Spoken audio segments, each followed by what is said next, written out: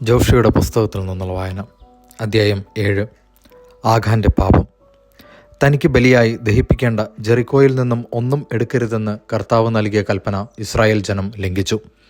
യൂദാ ഗോത്രത്തിൽപ്പെട്ട സേരായുടെ മകൻ സബ്ദിയുടെ പൗത്രനും കാർമിയുടെ പുത്രനുമായ ആഖാൻ നിഷിദ്ധ വസ്തുക്കളിൽ ചിലതെടുത്തു. തന്മൂലം കർത്താവിൻ്റെ കോപം ഇസ്രായേൽ ജനത്തിനെതിരെ ജ്വലിച്ചു.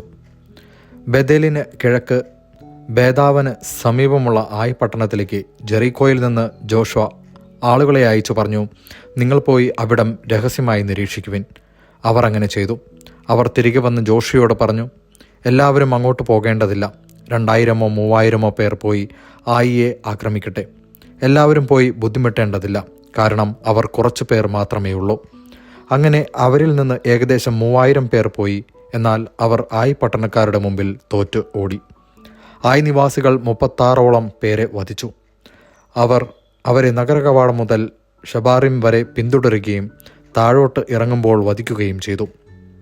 ജനം ഭയചകിതരായി. ജോഷുവ വസ്ത്രം കീറി. അവനും ഇസ്രായേലിലെ ശ്രേഷ്ഠന്മാരും ശിരസിൽ പൊടി വാരിയിട്ട് സായാഹ്നം വരെ കർത്താവിൻ്റെ വാഗ്ദാന പേടകത്തിൻ്റെ മുമ്പിൽ സാഷ്ടാംഗം വീണുകിടന്നു. ജോഷുവ പ്രാർത്ഥിച്ചു, ദൈവമായ കർത്താവെ, അമോര്യരുടെ കരങ്ങളിൽ ഏൽപ്പിച്ച് നശിപ്പിക്കുന്നതിന് അങ്ങ് ഈ ജനത്തെ എന്തിന് ജോർദാൻ ഇക്കരെ കൊണ്ടുവന്നു? അക്കരെ താമസിച്ചാൽ മതിയായിരുന്നു. കർത്താവെ, ഇസ്രായേൽക്കാർ ശത്രുക്കളോട് തോറ്റു പിൻവാങ്ങിയ ഈ അവസരത്തിൽ ഞാൻ എന്തു പറയേണ്ടു? കാനാന്യരും അവിടെയുള്ള മറ്റുള്ളവരും ഇത് കേൾക്കും. അവർ ഞങ്ങളെ വളയുകയും ഞങ്ങളുടെ നാമം ഭൂമുഖത്തു നിന്ന് തുടച്ചു മാറ്റുകയും ചെയ്യുമ്പോൾ അങ്ങയുടെ നാമത്തിൻ്റെ മഹത്വം കാക്കാൻ എന്തു ചെയ്യും? കർത്താവ് ജോഷുവയോട് അരുളി ചെയ്തു, എഴുന്നേൽക്കുക. നീ എന്തിന് ഇങ്ങനെ സാഷ്ടാംഗം വീണ് കിടക്കുന്നു? ഇസ്രായേൽ പാപം ചെയ്തിരിക്കുന്നു. എൻ്റെ കൽപ്പന അവർ ലംഘിച്ചു. നിഷിദ്ധ വസ്തുക്കളിൽ ചിലത് അവർ കൈവശപ്പെടുത്തി.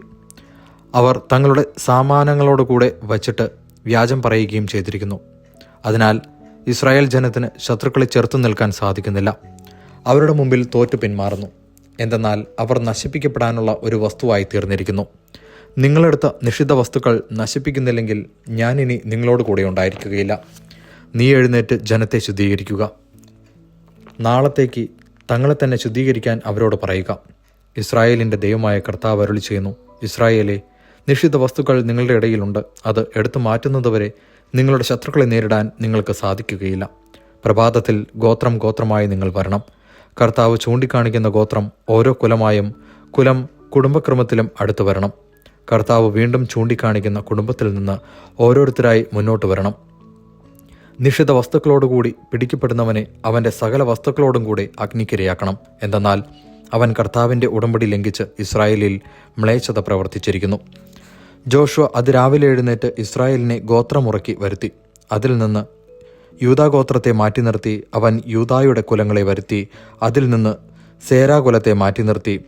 പിന്നീട് അവൻ സേരാകുലത്തിലെ ഓരോ കുടുംബത്തെയും വരുത്തി. അതിൽ നിന്ന് സബ്ദി കുടുംബത്തെ വേർതിരിച്ചു. വീണ്ടും സബ്ദി കുടുംബത്തിൽ നിന്ന് ഓരോരുത്തരെയും വരുത്തി. യൂദാ ഗോത്രത്തിലെ സേരായുടെ മകൻ സബ്ദിയുടെ പൗത്രനും കാർമിയുടെ പുത്രനുമായ ആഖാനെ മാറ്റി നിർത്തി. ജോഷുവ ആഖാനോട് പറഞ്ഞു, എൻ്റെ മകനെ, ഇസ്രായേലിൻ്റെ ദൈവമായ കർത്താവിനെ മഹത്വപ്പെടുത്തി അവിടുത്തെ സ്തുതിക്കുക. നീ എന്തു ചെയ്തെന്ന് എന്നോട് പറയുക. എന്നിൽ നിന്ന് ഒന്നും മറച്ചു വയ്ക്കരുത്. ആഖാൻ മറുപടി പറഞ്ഞു, ഇസ്രായേലിൻ്റെ ദൈവമായ കർത്താവിനെതിരെ ഞാൻ പാപം ചെയ്തിരിക്കുന്നു.